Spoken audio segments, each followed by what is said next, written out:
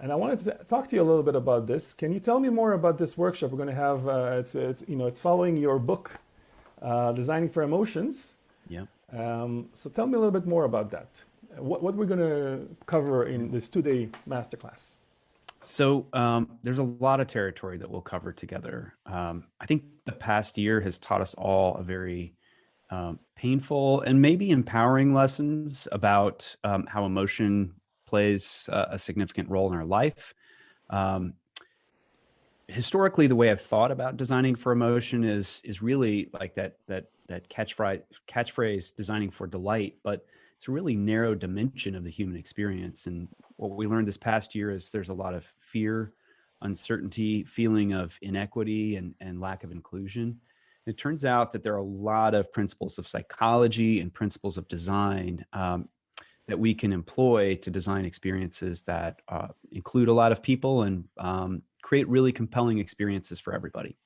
So we'll have some hands-on exercises, and we'll also go through a lot of examples of real-world things that companies are doing, products and services that you're familiar with, maybe some that you're not familiar with, and what they do, how they employ these principles effectively for lots of business outcomes and also just for the greater good.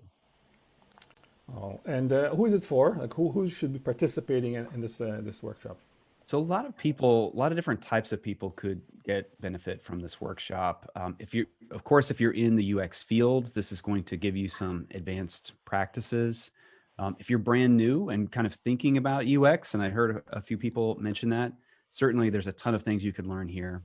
If you're a front-end developer or you're involved in development in one way, shape, or another, there's a lot to learn here as well, because you often end up writing copy and making small decisions in software design that influence user experience. So, and then of course, people who are involved with product or maybe kind of like the business side of this, recognizing that design and psychology have this powerful opportunity for advancing business as well.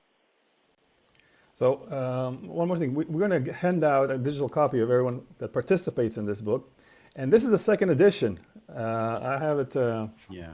Oh, it's here. It's upside down. Yes, I have it signed. You signed. You were kind enough to send it to me. I'm really, Right. really, Yeah. yes. But tell me, what's new? Since you wrote the first time, what's the second edition about?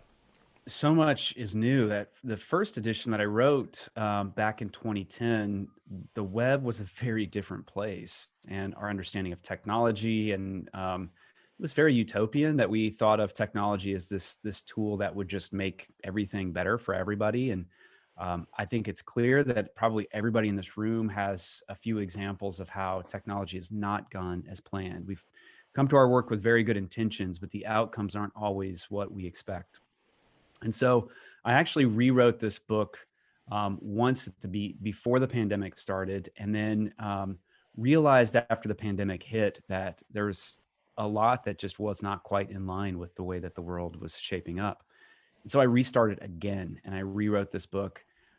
It's a little bit longer. I think it's probably about 70% is new material. So it's very different. There's a new chapter on equity and inclusion and how we can think about that in our design process. Lots of new examples. So it's a very different book. It took me a year to rewrite this book.